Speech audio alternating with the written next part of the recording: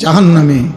কিস্তি আপনারে জাহান্নামে নেবে, সুদ আপনারে জাহান্নামে নেবে, বিড়ি আপনারে জাহান্নামে নেবে, চা দোকানের টেলিভিশনের আড্ডা, নর্তকীর নাচ দেখা আপনারে নর্তকী নাচতে নাচতে জাহান্নামে ফেলবে। আমার ভাই, আমার বাবা, এই দাদা, চাচা, গুনাহ, আগুন গুনাহ। চা দোকানের আড্ডা বন্ধ করেন, নাটক সিনেমা দেখা বন্ধ করেন, টেলিভিশনের নর্তকী দেখা বন্ধ করেন, কথায় কথায় গালিগালাজ করা বন্ধ করেন, সুদের টাকা বন্ধ করেন, আব্বা কিস্তি লওয়া বন্ধ করেন। এই বুড়া মিয়া জাহান্নামে যাবেন, জাহান্নামে, জাহান্নামে। ওয়া ইন্নাল ফুজুরা ইয়াহদি ইলান নার। আল্লাহর নবী বলেন প্রতিটা পাপ তোমাদেরকে জাহান্নামের দিকে নিয়ে যাও, আগুনের দিকে। কিসের দিকে বলেন না? কোরআন শরীফে আছে, আল্লাহ তাআলা কোরআনুল কারীমের একটা সূরার মধ্যে 11 বার একটা কথা বলছেন, ওয়াইলুন ইয়াউমাইদিল লিল মুকাদ্দিবিন। আল্লাহ বলছেন প্রত্যেক মিথ্যাবাদী, নাফরমান, পাপী, মনে রেখো সেদিন আখিরাতে মিথ্যাবাদী, পাপী, নাফরমানদের জন্য রয়েছে জাহান্নাম। এই কথাটা এক সূরাতে আল্লাহ 11 বার বলার পর কথা শেষ করছে, শেষ কথাটা আল্লাহ তাআলা বলছে ফাবি আইয়ি হাদিসিম বাদাহু ইউমিনুন। আমার বান্দা বলো তো আমি আল্লাহ এরপরে আর কেমনে বললে, কি বললে তুমি বিশ্বাস করবা? আল্লাহ নিজে বলছে ফাবি আইয়ি হাদিস, এরপরে আমি কি বলতাম, এরপরে বান্দা আমি আর কিভাবে বলতাম? আমি আল্লাহ জাহান্নামের এত বিস্তারিত বর্ণনা কোরআনে দিলাম, জান্নাতের এত বিস্তারিত বর্ণনা কোরআনে দিলাম, আখিরাতের এত বর্ণনা কোরআনে দিলাম, কিয়ামতের এত কথা কোরআনে বললাম, পূর্ববর্তী বহু জাতি ব্যক্তির ঘটনাবলী আমি কোরআনে বর্ণনা করলাম যে আমার অনুগত হলে কি হয়, আমার অবাধ্য হলে কি হয়। ফেরাউনের কথাও আমি কোরআনে উল্লেখ করছি, ইউসুফ আলাইহিস সালামের কথাও আমি কোরআনে উল্লেখ করছি। আনুগত্যের পুরস্কার কি, আমার অবাধ্যতার পরিণতি কি, সেই নূহ আলাইহিস সালামের কওম থেকে আমি আল্লাহ যুগে যুগে কত জাতি, কত ব্যক্তিকে আমার নাফরমানির কারণে ধ্বংস করে দিছি, কত জাতি, কত ব্যক্তিকে আমার আনুগত্যের কারণে সম্মানিত করেছি। এগুলো আমি কোরআনে বলেছি।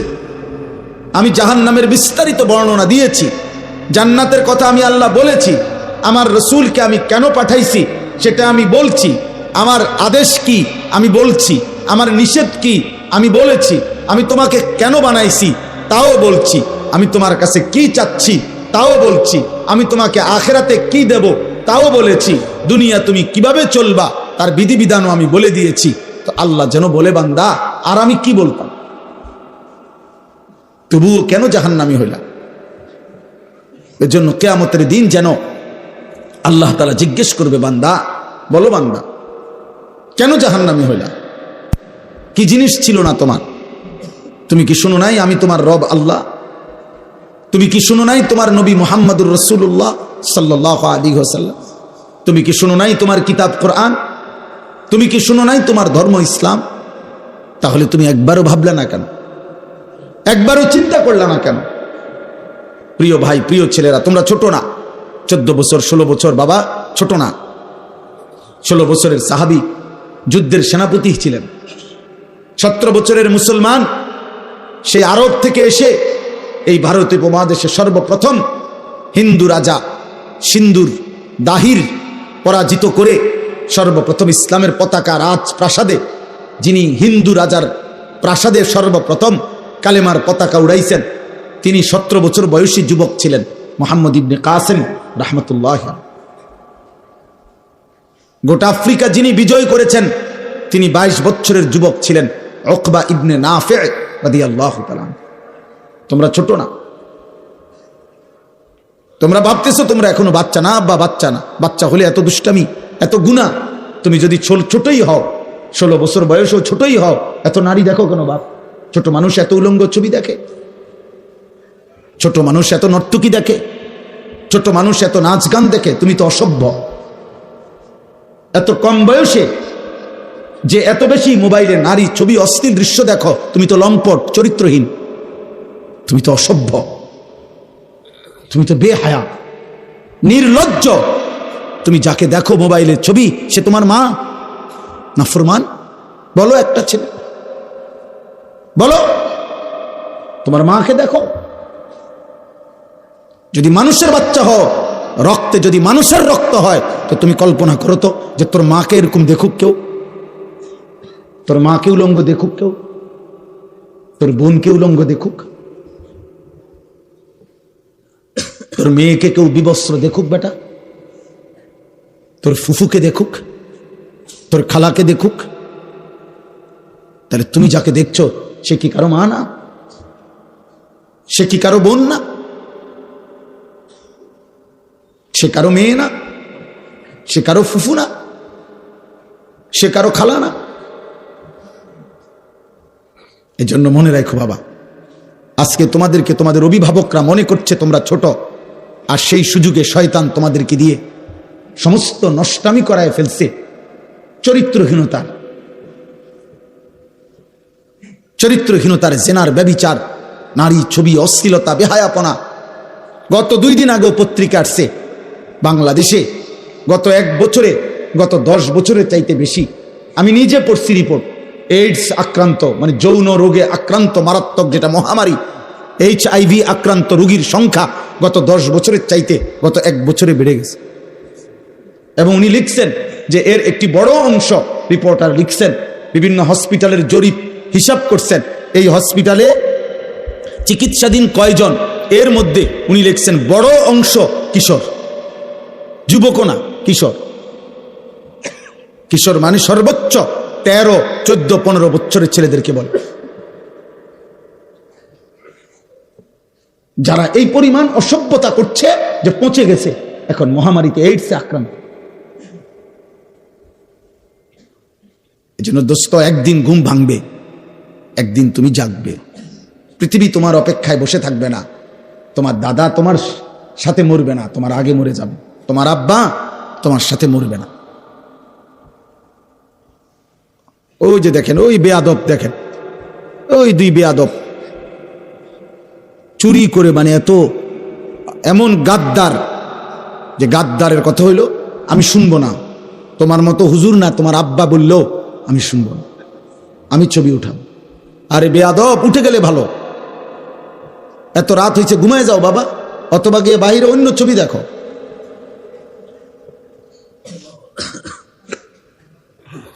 এই জন্য বললাম বাবা, এটা বুঝতে শেখো বাপ, আগামীর হায়াত অনিরাপদ হয়ে যাবে। লাম তাজহারিল ফাহিশাতু ফি কওমিন হাত্তা ইউলিনু বিহা ইল্লা ফাশা ফীহিমুত তাউন ওয়াল আওজা আল্লাতী লাম তাকুন মাদাত ফি আসলাফিহিম আল্লাযীনা মাদাউ। নবী সাল্লাল্লাহু আলাইহি ওয়াসাল্লাম বলেন, কোন সম্প্রদায়ের মধ্যে যদি জিনা, ব্যভিচার, নারী পুরুষ ছেলে মেয়ের অবাধ মেলামেশা বেড়ে যায়, খোদার কসম নবী বলছেন, এটা যদি একদম খোলামেলা হয়ে যায়, ব্যাপক হয়ে যায়, আল্লাহর নবী বলেন নিশ্চিত সেই সমাজে মহামারী আসবে, তাউন, এবং এমন রোগ ব্যাধি আসবে যা তোমাদের পূর্ববর্তীদের মধ্যে ছিল না। প্রিয় ভাই, তোমাকে তো বাঁচতে হবে। আমি যে চিৎকার করি দোস্ত, আরে ছেলে তুমি তো বাঁচতে হবে আব্বা। তুমি যদি এমন হইতো যে বিপদে পড়বো আমার পাপের কারণে, আমার দাদায়, কারণ আমি তো মরে যাবো আগে, দাদা মরিব পরে, না রে আব্বা, তুমি পড়বা বিপদ। আগামীর সমাজে নিরাপদ সম্পর্ক, হাদিসে আছে, কোন সমাজের মধ্যে ছেলে মেয়েরা যদি অবাধ এই নারী ছবি, অশ্লীলতা, বেহায়াপনা, উলঙ্গতা তোমাদের সবার পছন্দ হয়, তাহলে আগামী সমাজে তুমি নিরাপদ সম্পর্ক, নিরাপদ ফ্যামিলি, আগামী সময়ে তোমরা নিরাপদ বোন, নিরাপদ মেয়ে, নিরাপদ ইজ্জত, সতীত্ব খুঁজে পাবা। আল্লাহর কসম করে বল, কসম খোদা, এটা মনীষীদের কথা। তুমি যেমন নষ্ট, তো যে তোমার বিবাহের সম্পর্কে আসবে, তো 1 দিন পরে হোক আর 6 মাস পরে হোক, তুমি টের পাইবা সেও দুশ্চরিত্র। সেদিন আফসুস করতে হবে না। ঠিক বলে চিৎকারের দরকার নাই বাপ, তুমি বুঝো। আমি ব্যাপক সমর্থন চাই না, আমি আখেরাত চাই, আখেরাত চাই। আমি বললাম না, এটা কিতাবে স্পষ্ট আছে। আপনারা যারা বাবারা আছেন, আপনারা খুব বেশি খামখেয়ালি করতেছেন, খুব বেশি। আপনাদের ছেলেরা, এগুলো আপনাদের ছেলে, এই ছেলেগুলো এখানে যারা এখন বসছে আসছে, এরা নর্থ বেঙ্গল থেকে আসে নাই, পার্বত্য চট্টগ্রাম থেকে আসে নাই, খুলনা বরিশাল থেকে আসে নাই, এরা রংপুর বিভাগ থেকে আসে নাই, এরা এখানকার আশেপাশে সর্বোচ্চ 10 কিলোমিটার 20 কিলোমিটার জায়গার ছেলে। তো 20 কিলোমিটার জায়গার যদি এখানে 1000 ছেলে হয়, 2000 ছেলে হয়, আপনারা ভাবেন তো এই 2000 ছেলের মধ্যে আপনারা একজন চাচা যারা নামাজ পড়েন, এরকম একজন নামাজি চাচা আপনাদের এলাকার ছেলে, আপনারা এখন দেখেন, দেখলেই আপনি বুঝবেন যে এখানে যদি 2000 ছেলে হয়, কমপক্ষে 1900-1800 ছেলে বেনামাজি। আর যদি মিথ্যা বলি তো তোমরা প্রতিবাদ করো। তোমরা যারা আজকের সারাদিনে 5 ওয়াক্ত নামাজ পড়ছো, যুবক ভাই, কিশোর ভাই, তো তোমরা প্রতিবাদ করো যে না, আমরা হুজুর আপনাকে এখন প্রমাণ করব আমরা বেশি অংশ নামাজ পড়ছি। বলো, তুমি চ্যালেঞ্জ করো, তাহলে বিচার হবে আমার, তাহলে আমার বিচার হবে। তোমরা যা বিচার করো আমি তা মাইনা নেব। হ্যাঁ, আমার ভিডিও হবে, বিচার তোমরা জানাই দিবা যে আমরা হুজুররে অপমানিত করে দিছি ভুল ইনফরমেশনের কারণে। তাহলে একটি 92 থেকে 95% সংখ্যাগরিষ্ঠ মুসলিম দেশে, যেখানে চারিদিকে মসজিদ মাদ্রাসা, প্রতি ওয়াক্তের নামাজের আজান মাইকে হয়, হিন্দুস্তানের এমন অসংখ্য প্রদেশে, ইন্ডিয়ার মুসলমানের ওইখানের হিসাবে সংখ্যালঘু, যদিও আমাদের এখানের হিসাবে বেশি। বোঝেন নাই কথা? ইন্ডিয়ার মোট জনসংখ্যার কারণে হলো মুসলমান কম, কিন্তু আমাদের বাংলাদেশের সব মিলানোর চাইতে যে পরিমাণ, তার চাইতে ইন্ডিয়ায় মুসলমান বেশি। আমি নিজে ইন্ডিয়ায় তো ছিলাম 8 দিন 2022 সালে, আরও একবার গেছি 2018 সালে চিকিৎসার জন্য। তখন আমি তো ইন্ডিয়ার এমন প্রদেশে গেছি যেই প্রদেশের মুসলমান আছে কিন্তু কোনো মসজিদে প্রকাশ্যে আজান দেওয়া নিষিদ্ধ, এরকম বহু জায়গা আছে। কোথাও কোথাও আবার অনুমতি আছে অল্প কিছু জায়গায়।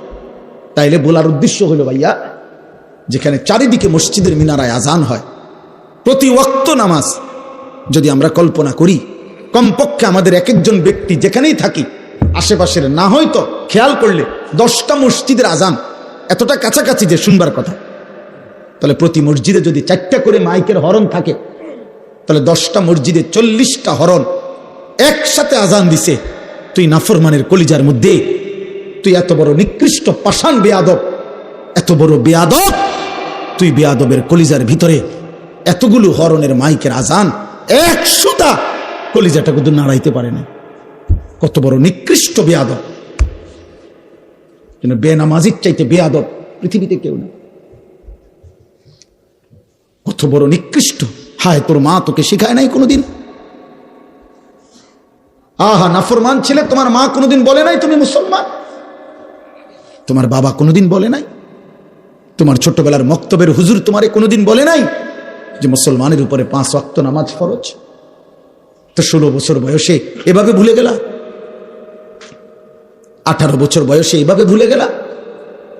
তো মাত্র এত কম বয়সে যদি আল্লাহকে এভাবে ভুলে যাও, 24 ঘন্টার মধ্যে একটা সেজদাও দিলা না যে নাফরমান ছিল, তো আল্লাহকে যদি এভাবে বিদায় দাও, আরে নাফরমান, আগামী 60 বছর তোর যদি হায়াত হয় আর এভাবে বেনামাজি জিন্দেগি চলে, তো আগামীতে তুই দাজ্জাল হবি, দাজ্জাল।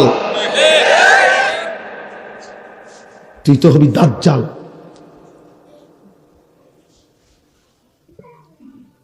কত নারী দেখবি বেটা, কত উলঙ্গ ছবি দেখবি। একদিন কোমরের ক্ষমতা আর লজ্জাস্থানের ক্ষমতা নষ্ট হয়ে, যৌবনের সক্ষমতা নষ্ট হয়ে, তখন পথে পথে ঘুরবা আর রাতের আধারে একাকী কাঁদবা, আর ঘর আর সংসার জাহান্নামের টুকরা হয়ে ধাউ ধাউ আগুন জ্বলবে।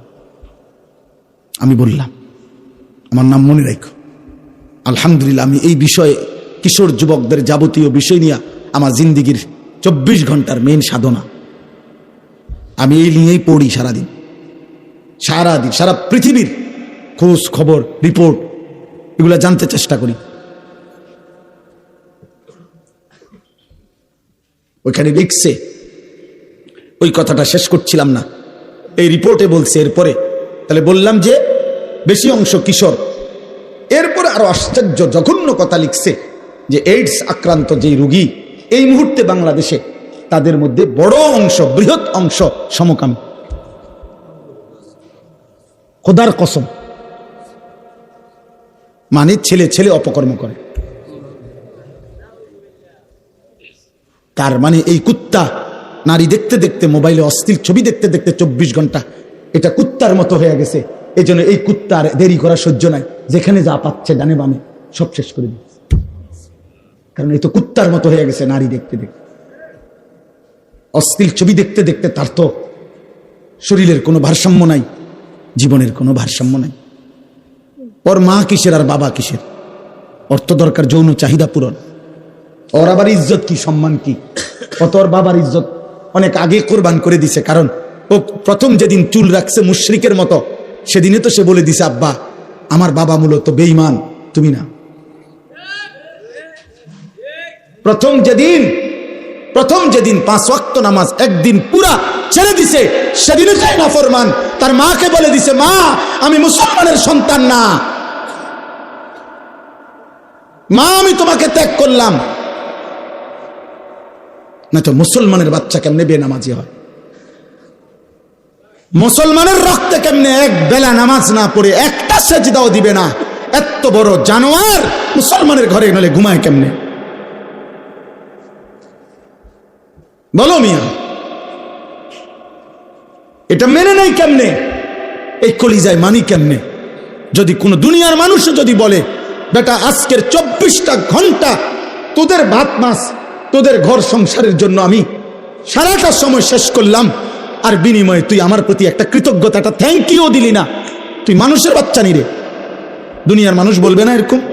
আমি যদি ওনার জন্য আজকের 24টা ঘন্টা আমি ওনার লেগে মনে করেন পরিশ্রম করলাম, বিনিময়ে ওনার মুখে আমি হাসি ফুটাই দিলাম, আর এই নাফরমান লোকটা যদি আমার উপকার থেকে উপকৃত হয়ে আরেকদিকে ফিরে জায়গা, আমার কলজাটার মধ্যে মানবো নি এটা? যে কিরে তুই মানুষের বাচ্চা নি, তুই লাগে আমি 24টা ঘন্টা এত কষ্ট করলাম, তুই কি তারে করলি? তুই তো আমার একটা হাসি মুখে বিদায়ও দিলি না, ভদ্রতাও দেখাইলি না। তো মহান আল্লাহ পাক 24 ঘন্টা পরে যেন বলে, এই নাফরমান বান্দা, আজকের এই 24টা ঘন্টায় এত বড় আসমান জমিন, চন্দ্র সূর্য, আলো বাতাস, রোদ বৃষ্টি, খাদ্য খাবার, চোখ নাক কান নিঃশ্বাস, হৃদয়ের স্পন্দন আমি দিয়ে তোকে আমি এত 24টা ঘন্টা লালন পালন করলাম, তোরে আমি আদর করলাম, আমি রব, আমি মালিক, তুই আমারে একটা সেজদা দিলি না? তুই মানুষের বাচ্চা। এই জন্য যদি মুসলমান মায়ের ঘরে জন্ম নাও, তো এখন আর রাতে গিয়ে ঘুমায়ও না, আজকের রাতে সেজদা দাও। যদি মায়ের পবিত্র রক্ত, পবিত্র দুধ পান করে থাকো, বুঝছো মিয়া? জীবন জানোয়ারেরও পার হয়, রাত কুত্তারও ভোর হয়, রাত শুকরেরও ভোর হয়, দিন কুত্তারও সন্ধ্যা হয়, সারাদিনের খাবারের চাহিদা জানোয়ারেরও পূরণ হয়, ঘুমের চাহিদা জানোয়ারেরও পূরণ হয়, থাকার ব্যবস্থাপনা কুত্তাও কোনো জায়গায় বারান্দার মধ্যে, রাস্তার কোনো কিনারায় শুয়েই থাকে, একখানে না একখানে পার হয়েই যায়। জীবন একভাবে না একভাবে পার হয়েই যায় আব্বা, আখেরাত পার হবে না বাপ, আখেরাত পার হবে না আব্বা। অস্থিরতার কারণে আমরা বললাম, কষ্ট পাইবা, হাসলে কিংবা কাঁদলে, সুখে কিংবা দুঃখে মৃত্যু হয়ে যাবে, মরেই যাব আমরা, আজ কিংবা কাল। নাম ঘোষণা হবেই, মাইকে এলান হবেই, আজ সে মরল, আগামীকাল আমি মরলাম, এমন আর কি। আমরা কিতাবে পড়ছি, এক বুজুর্গ এক আল্লাহর ওলির একজন মুরিদের সাথে নিয়ে উনি দাঁড়ায়া ছিলেন রাস্তার পাশে। তো এই সময় একটা লাশের খাটিয়া নিয়া ওইখান দিয়া মানুষ যাচ্ছিল। তো ওনার মুরিদ ওনার পিসা হুজুরের সামনে বলতেছিল, ওই আল্লাহওয়ালার সামনে, যে ইন্না লিল্লাহি ওয়া ইন্না ইলাইহি রাজিউন, আহারে কার জানি লাশ, আহারে কার জানি জানাজা, সে বলছিল আর কি। তখন আমরা কিতাবে পড়ছি, ওই বুজুর্গ সাথে সাথে চোখের পানি ফেলে দিয়ে বলছে, হয় তোমার লাশ নয় আমার লাশ। মানে এটা ভাবো, আজ হয়তো তার লাশ, আগামী দিন আমার লাশ, তারপর দিন তোমার লাশ, সিরিয়াল আসবেই, নাম ঘোষণা হবেই, আজ না হয় কাল। প্রতিদিন প্রিয় ভাই, প্রিয় ছেলে, প্রিয় বাবা, প্রতিদিন তোমার বয়সী যুবক মৃত্যুবরণ করে, প্রতিদিন রোড অ্যাক্সিডেন্টে কিশোর যুবক মারা যায়, প্রতিদিন মোটরসাইকেল অ্যাক্সিডেন্টে কিশোর যুবকের পাও ভেঙে যায়, প্রতিদিন কবরে নওজোয়ান দাফন হয়, মাটিতে দাফন হয়, দাফন হয়। এই জন্য মৃত্যু নিশ্চিত। ওয়াজাআত সাকরাতুল মাউত বিল হক। আল্লাহ বলে, বান্দা মনে রেখো, সত্য সত্য মৃত্যুর যন্ত্রণা আসবে। ফালাউলা ইযা বালাগাতিল হুলকুম ওয়া আনতুম হিনাইযিন তানদুরুন ওয়া নাহনু আকরাবু ইলাইহি মিনকুম ওয়ালাকিন লা তুবসিরুন। আল্লাহ বলে, বান্দা মালাকুল মউত আজরাইল যখন রূহটা টান দিবে আর কণ্ঠনালীর কাছে যখন এসে আটকায় যাবে, তখন ছটফট করবে, আর তোমাদের আত্মীয় স্বজন চারিদিকে অবাক নয়নে তাকিয়ে থাকবে। আমি আল্লাহ তখন সেখানেই থাকব। যদি কারো ক্ষমতা থাকে তো তোমাদের ওই মুমূর্ষ মৃত্যু পথযাত্রী ব্যক্তিকে তোমরা নিয়ে নাও, আমি আল্লাহ তাকে এখন মৃত্যু দেব, তোমরা পারলে রেখে দাও। আল্লাহ চ্যালেঞ্জ করছে। ফালাউলা ইন কুনতুম গায়রা মাদিনিন। আল্লাহ বলেন, যদি বলো আখিরাত হবে না, যদি মনে করে থাকো না ফরমান পরকাল বলতে কিছু নাই, তারজিউনাহা ইন কুনতুম সাদিকিন, তাহলে তোমাদের স্বজনকে ফিরিয়ে রাখো। তোর আব্বারে রেখে দে, ওই যে তোর বাপ মরে যাচ্ছে, আল্লাহ বলেন আমি তাকে এখন কবরের দিকে নেব, তুই তাকে দুনিয়ায় রেখে দে। আমি এখন তাকে মৃত্যু দেব, তুমি পারলে বান্দা তাকে রেখে দাও। পারবা তো বাপ? কথা বলে না। হাত্তা ইদা জাআ আহাদাহুমুল মাউতু ক্বালা রাব্বিরজিউন।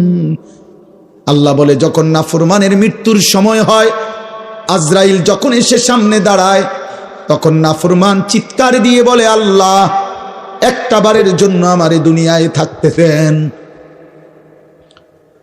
আর কিছুদিন থাকতে দেন, লাআল্লি আমালু সালিহান ফীমা তারাকতু। যে আমলগুলো আল্লাহ ইতিপূর্বে করি নাই, সবগুলো নেক আমল এবার যদি থাকতে পারি করব। কাল্লা, আল্লাহ বলবেন না, কখনোই না। আল্লাহ আমাদেরকে বুঝ দান করেন। আমার ভাই, আমার বাবা, প্রত্যেককে বলি, আমাকেও বলি, আপনাকেও বলি, বয়স্ক চাচা আপনাদেরকেও বলি, আপনাদেরকেও বলি, গুনাহ ছাড়েন, গুনাহ ছাড়েন, গুনাহ ছাড়েন, গুনাহ ছাড়েন, গুনাহ ছাড়েন। এই দাদা চাচা, গুনাহ আগুন, গুনাহ আগুন। চা দোকানের আড্ডা বন্ধ করেন, নাটক সিনেমা দেখা বন্ধ করেন, টেলিভিশনের নর্তকী দেখা বন্ধ করেন, কথায় কথায় গালিগালাজ করা বন্ধ করেন, সুদের টাকা বন্ধ করেন, আব্বা কিস্তি লওয়া বন্ধ করেন। এই বুড়া মিয়া জাহান্নামে যাবেন, জাহান্নামে, জাহান্নামে। কিস্তি আপনারে জাহান্নামে নেবে, সুদ আপনারে জাহান্নামে নেবে, বিড়ি আপনারে জাহান্নামে নেবে, চা দোকানের টেলিভিশনের আড্ডা, নর্তকীর নাচ দেখা আপনারে নর্তকী নাচতে নাচতে জাহান্নামে ফেলবে, জাহান্নামে। ওয়া ইন্নাল ফুজুরা ইয়াহদি ইলান নার। আল্লাহ নবী বলেন, প্রতিটা পাপ তোমাদেরকে জাহান্নামের দিকে নিয়ে যাবে, আগুনের দিকে। কিসের দিকে বলেন না? চলেন এবার তরজমা শুনেন, তাইলে কথা শেষ। আলহামদুলিল্লাহ। আল্লাহ তাআলা বলেন, ওয়াকালু আইদা দালালনা ফিল আরদ আইন্না লাফি খালকিন জাদীদ। এই আর 10টা মিনিট, এর ভিতরেই মুনাজাত করে দেব ইনশাআল্লাহ।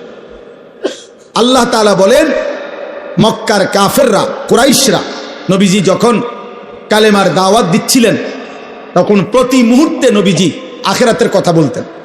এটা বলতেন, আমাদের প্রত্যেকের মৃত্যুর পরে আল্লাহ আমাদেরকে কবর থেকে একদিন নির্দিষ্ট সময়ে হাসরের ময়দানে উঠাবেন।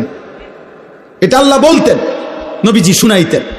তো মক্কার কাফেররা, কুরাইশরা, তো মক্কার কাফের কুরাইশরা বলতো, মুহাম্মদ যত কিছুই বলো, আমরা যখন মাটির সাথে মিশে যাব, কবরের অন্ধকারে হারিয়ে যাব, আমরা একদিন তো আমাদেরকে পুনরায় নতুন করে সৃষ্টি করে হাসরের ময়দানে উঠাবে। এটা কিভাবে সম্ভব? কিভাবে সম্ভব? অর্থাৎ একটা জিনিস চিন্তা করে দেখেন, একজন ব্যক্তি কবরে মনে করেন এখানে 500 বছর আগে কবর ছিল, তো 500 বছর পরে মাটি পাবে কই, লাশ পাবে কই, হাড্ডি পাবে কই, চামড়া পাবে কই? হতে পারে ওই জায়গায় এখন খাল হয়ে গেছে, নদী হয়ে গেছে, হতে পারে না এমন? তো আল্লাহর কাছে আল্লাহ বলতেছে এই কাফের বেঈমানরা এই যুক্তি দেখাইতো, এই কথা বলতো আর কি, যে মোহাম্মদ কিভাবে সম্ভব, পাইবে কোথায় আমাদের হাড্ডি গোস্ত?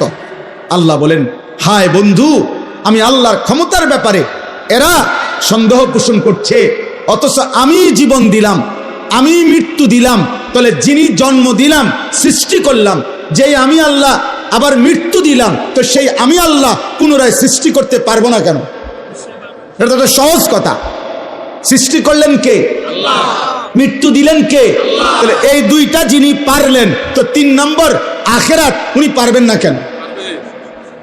আল্লাহ তাআলা বলেন, বাল হুম বিলিকাই রাব্বিহিম কাফিরুন।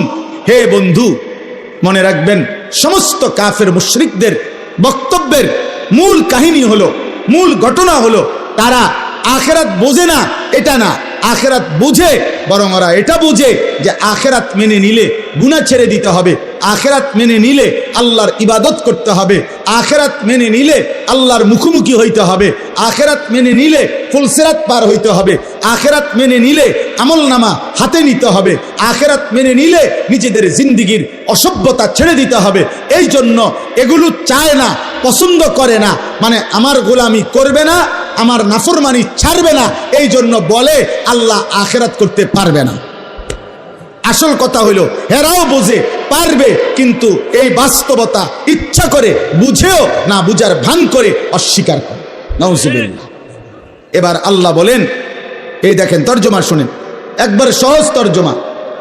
আল্লাহ তাআলা বলেন, কুল, হে নবী আপনি বলে দেন, ইয়াতাওয়াফাকুম। আরে ভাই কথা বলো না, বাবা কথা বলো না, যারা দূরে যাচ্ছ যাও, কোনো সমস্যা নাই, কথা বলো না আব্বা। কুল ইয়াতাওয়াফাকুম মালাকুল মাউত আল্লাযী ওয়াক্কিলা বিকুম। এ শুধু অনুবাদ বললে আপনি বুঝবেন। আল্লাহ বলেন, হে নবী আপনি বলে দেন, তোমাদের প্রত্যেককে আমি আল্লাহর পক্ষ থেকে নির্ধারিত ফেরেশতা মালাকুল মউত আজরাইল তোমাদের মৃত্যু ঘটাবেন, জান কবজ করবেন, মানো কিংবা না মানো, ঘুমে থাকো সজাগ থাকো, হাসো কিংবা কাঁদো, রাতে কিংবা দিনে, একাকী কিংবা প্রকাশ্যে, সুখে কিংবা দুঃখে, রাজপ্রাসাদে কিংবা কুড়ে ঘরে, আমি আল্লাহর হুকুমে আজরাইল তোমাকে মৃত্যু ঘটাবেই ঘটাবে, জান কবজ করবেই করবে কিনা বলেন? মৃত্যু হবে তো? ইতিপূর্বের মানুষগুলোর মৃত্যু হয়েছে তো, তাহলে আমাদের মৃত্যু হবে না কেন? আমার দাদা মরলো কেন, আমি মরবো না কেন? আমার বাপ মরলো কেন, আমি মরবো না কেন? তার মানে পূর্বসূরীরা মারা গেছেন, আমরাও মৃত্যুবরণ করব। সুম্মা ইলা রাব্বিকুম তুরজাউন। আল্লাহ বলেন, অতঃপর তোমাদের সকলকে আমি আল্লাহর সামনে কিয়ামতের দিন একত্র করা হবে। তাইলে এই দুইটা কথা, এটাই মূল কথা। আল্লাহ বলে, বান্দা আজ যেমন চোখে দেখছো মৃত্যু হবে, এটা যেমন চোখে দেখার কারণে মেনে নিচ্ছ, অচিরেই এটাও শুনো আখিরাত হবে, সেটাও চোখে দেখবা, সেদিনও তুমি মানতে চাইবা, আবার আসতে চাইবা, কিন্তু আমি আল্লাহ ফেরত দেব না। এই দেখেন এরপরের আয়াত, আল্লাহ বলেন, ওয়ালাউ তারা ইদিল মুজরিমুনা নাকিসু রুউসিহিম ইনদা রাব্বিহিম। বন্ধু নবী আমার, সেদিন হাসরের ময়দানে দেখবেন, এই আমি আল্লাহ যাদেরকে একত্র করছি, এই নাফরমান পাপীরা, অবাধ্য মুশরিক বেঈমান পাপী, আমার অবাধ্য বান্দারা, আমি আল্লাহর সামনে মাথা নুয়ে লজ্জায় অপমানে দাঁড়িয়ে থাকবে। এক, দাঁড়িয়ে কি করবে? বলবে আল্লাহর কাছে, রব্বানা আবসারনা ওয়া সামি'না। আল্লাহ আজকে গোটা হাসরের ময়দান আমি নিজ চোখে দেখলাম, ওয়া সামি'না, নিজ কানে সব কথা শুনলাম, ইন্না মুকিনুন, আজ আমি পুরা বিশ্বাস করলাম, ফারজি'না না'মাল সালিহান। অতএব এই আখিরাত থেকে, হাসরের ময়দান থেকে আপনি আমারে আরেকবার দুনিয়ায় পাঠান, এবার যদি পাঠান আমি নেক আমল করব। কি শূন্য কি বলা উচিত? সুবহানাল্লাহ। কি লেগে সুবহানাল্লাহ? বুঝেন নাই হিসাবটা? উনি এখন নেক আমল করার সুযোগ চাচ্ছে কখন? আখিরাতে গিয়া। বলতেছে আজ, ওই যে আমি বললাম আজ আমরা মৃত্যু দেখি, এজন্য মৃত্যুর ব্যাপারে ইয়াকিন আমাদের, সেদিন আখিরাতও আমরা দেখব, হাসরের ময়দানও আমরা দেখব, হাসরের মাঠও আমরা দেখব। আর নাফরমান পাপী আল্লাহর সামনে মাথা নুয়ে বলবে, আল্লাহ সব দেখলাম, সব শুনলাম, মানলাম, আমারে আরেকবার দুনিয়ায় পাঠান, আমি এবার গেলে নেকামল করব। খোদার কসম, আল্লাহ বলবেন, ওয়ালাউ শি'না লাআতাইনা কুল্লা নাফসিন হুদাহা। এই নাফরমান বান্দা, আমি তো ইচ্ছে করলে দুনিয়ায় থাকতেই তোকে বাধ্য করে আমার বন্দিগি করাইতে পারতাম। পারতো? আমাদের এই সবগুলো লোককে নামাজ পড়াইতে, সেজদা দেওয়াইতে আল্লাহ সম্ভব? আল্লাহর পক্ষে? আল্লাহ পারবেন? কথা বলেন না। আমরা যারা এক ওয়াক্ত নামাজ পড়ি না, আল্লাহ আমাদের সাথে পারবে তো? আল্লাহ আমাদের উপরে শক্তি প্রয়োগ করলে আমরা সেজদা দিতে বাধ্য হব তো? কিন্তু প্রশ্ন হইল, তখন পুরস্কার দিবে কেন?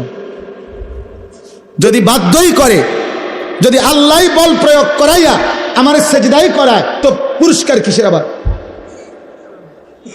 এইটা হলো মূল। আমি যদি এখন এই লাইটটাকে বলি, হে লাইট, এ আজকের মাহফিলে তুমি 6 ঘন্টা ধরে নীরবে সুন্দরভাবে জ্বলে থাকার কারণে তোমাকে 100 টাকা গিফট করলাম, তো লাইট কি বলবে? জি না, এটা আমার কৃতিত্ব কি? এটা সুইচওয়ালার হাতে সব। ওই বন্ধ করে দিলে আমি বন্ধ, ওই জ্বালায় রাখলে আমি জ্বালাইয়া রাখে, তো এখানে আমার ক্রেডিট কি? আমার কীর্তন পুরস্কার দিবে? পৃথিবীর কেউ এই জন্য লাইটকে পুরস্কার দিবে না। চাইলে আল্লাহ যদি আমাদেরকে জবরদস্তি করে বাধ্য করাইয়া বন্দিগি করায়, আজকে যারা যারা আমরা নামাজ পড়ি নাই, মনে করেন ভাই, আমরা ঘুমের সময় যদি ফেরেশতা একটা থাপ্পড় মারে, একটা চটকনা, ঠানা চটকনা মারে, যে ওঠ একটা সেজদা দে, এক থাপ্পড়ে তো তার 14 গোষ্ঠী আর কোনোদিন নামাজ ছাড়বেন না। ফেরেশতার শক্তি তো অসম্ভব। এই জন্য বললাম, তা আল্লাহ বলেন, আমি চাইলে তো পারতাম বান্দা, জোর করে তো তোমারে বন্দিগি করাইতে পারতাম, কিন্তু তখন আমি পুরস্কার দেব কেন? তখন আমি পুরস্কার দেব কেন?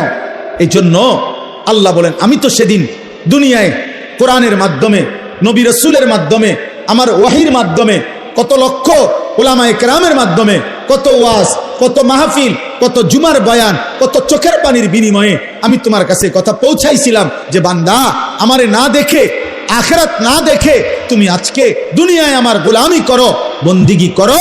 আজকে আখিরাতে আমি ইচ্ছে করেছিলাম, চেয়েছিলাম তুমি দুনিয়ায় আমারে সেজদা করবা, আজ আমি আখিরাতে নিজ হাতে তোমার হাতে পুরস্কার তুলে দেব। কিন্তু তুমি আমার কথার কদর করলা না, তুমি আমার কথা পাত্তা দিলা না। ওয়ালাকিন হাক্কাল কাউলু মিন্নি লাআমলা আন্না জাহান্নামা মিনাল জিন্নাতি ওয়ান নাসি আজমাইন। অতএব হে নাফরমান, আজ আমার চূড়ান্ত ফয়সালা, আমি আল্লাহ তোমার মতো নিকৃষ্ট নাফরমান বেঈমান মানুষ এবং জিন দিয়ে আমার জাহান্নাম পূর্ণ করব, পূর্ণ করব। আজ আমি মাফ করব না, বিচার করব। সেদিন আমি দুনিয়ায় মাফ করতে চেয়েছিলাম, আল্লাহ এখন আমাদেরকে মাফ করবে, এ কথা বলছি কিনা? কথা বলেন না কেন? এ আজকেও মনে করো, তোমরা যতগুলো ছেলে, যে কয়জন এখনো আসো, তোমরাও যদি খোদার কসম আল্লাহর উপরে ঈমান ঠিক রেখে শিরিক মুক্ত হয়ে যদি তোমরা তোমাদের পিছনের জিন্দেগির গুনাহ, বেনামাজি জীবন, গুনার জীবন থেকে তওবা করে 1 ফোঁটা চোখের পানি ফেলতে পারো, খোদার কসম আল্লাহ বলে, আমি তোমার 90 বছরের গুনাহ একসাথে মাফ করে দেব।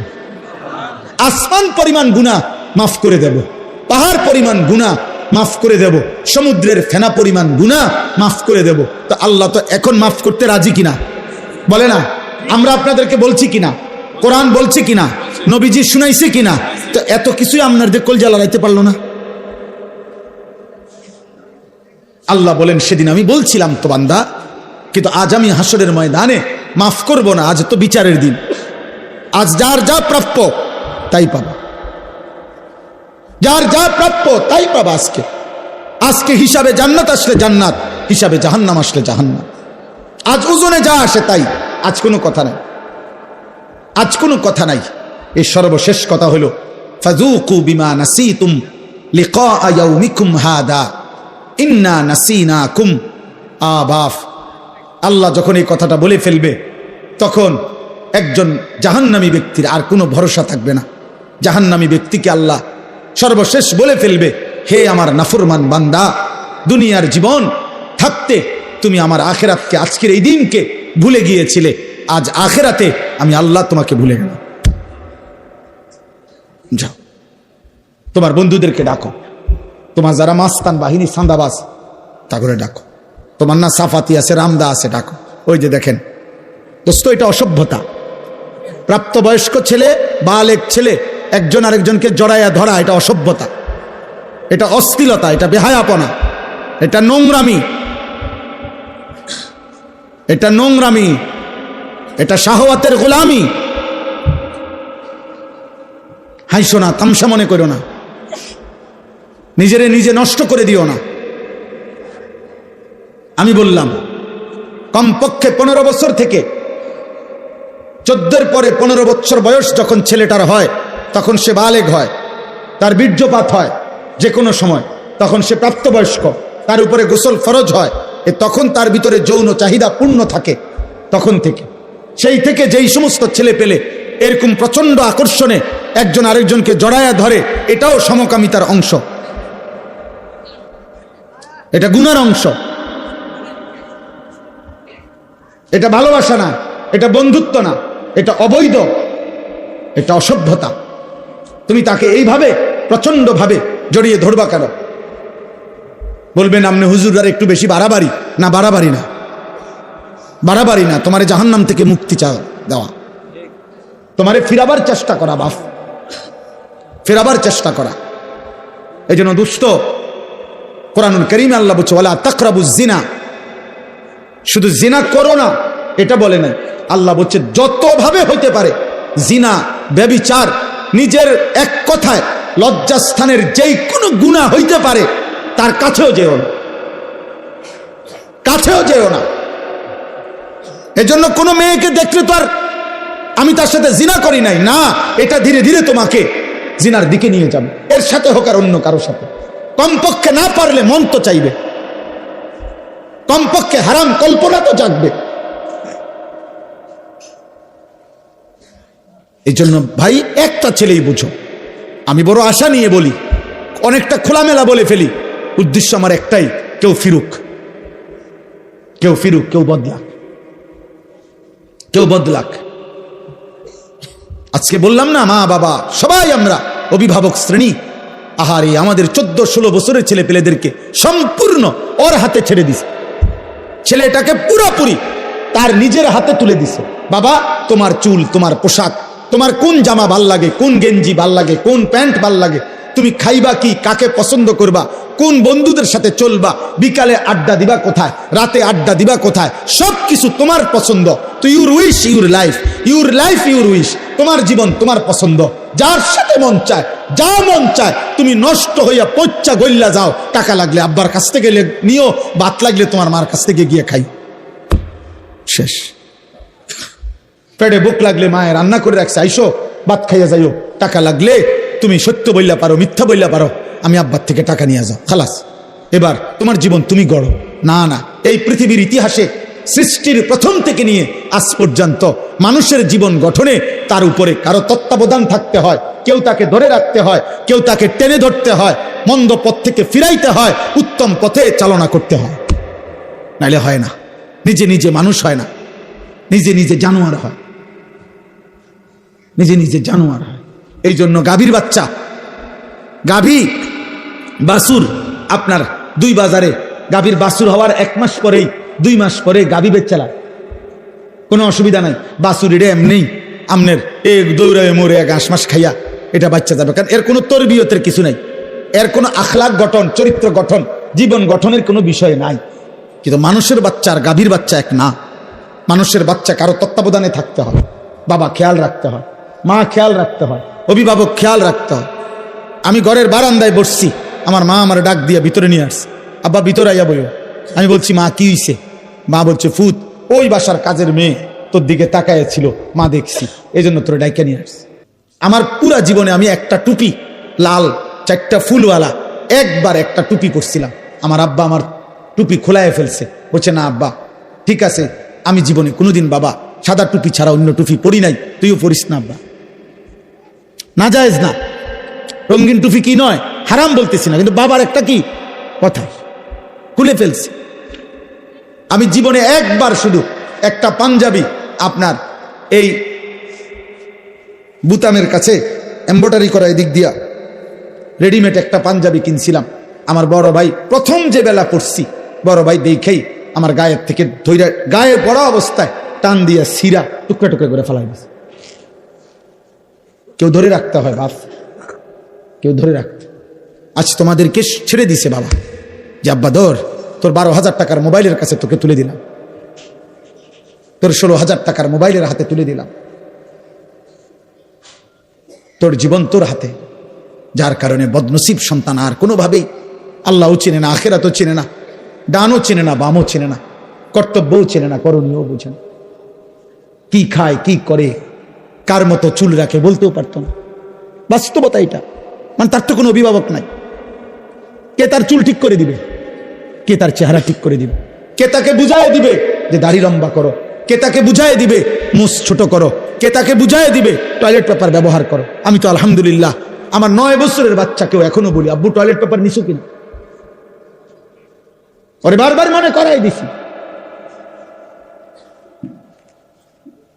ফজরের নামাজে আলহামদুলিল্লাহ এমনি বুঝাচ্ছি, দাঁড়ায় থাকি তো ছেলে আমার উঠলে বাপ্পু তজু করে তো মসজিদের জামাতে যাইতে চেষ্টা করি। এটা আমার জিম্মাদারি। আপনাদেরকে কিছু বলা, এটা যদি আমার দায়িত্ব হয়, আমার সন্তানকে ঈমান আমল শিখানো, আমার বিবির ঈমান আমলের দিকে নজর রাখা, আমার মেয়ের ঈমান আমলের দিকে নজর রাখা, খোদার কসম এটা আমার আপনাদের চাইতে বেশি দায়িত্ব। আপনাদেরকে বলা এটার চাইতে ওইটা আমার কি বেশি দায়িত্ব। অতএব শেষ কথা এটাই, অযুকু আযাবাল খুলদি বিমা কুনতুম তা'মালুন। আল্লাহ বলে, বান্দা সেদিন তুমি আমাকে ভুলে গেছিলে, আজ আখিরাতে আমি তোমাকে ভুলে গেলাম। অতএব অনন্তকালের জন্য আযাবাল খুলদ, খুলদ মানে অনন্তকাল, অনন্তকালের জন্য তুমি তোমার মন্দ কর্ম নাফরমানির বদলায় জাহান্নামের আযাব ভোগ করতে থাকো। যা নাফরমান, আজ তোকে আমি চিনি না, যা এবার তোর কোন বাপ থাকলে তুই বল গিয়া তোর বাপের সুপারিশ করতে, যা তোকে জাহান্নাম থেকে বাঁচাই। আল্লাহ যদি কারো জাহান্নামের ফয়সালা দেয় তাকে ফিরাবে কে? নবী তো সুপারিশ করবে, নবী ফয়সালা দেবে না। আপনি না বুঝলে আবার জিগায়েন বালা হুজুরে, বুঝের হুজুরে জিজ্ঞাসা করে, বুঝ মানে আলেমকে।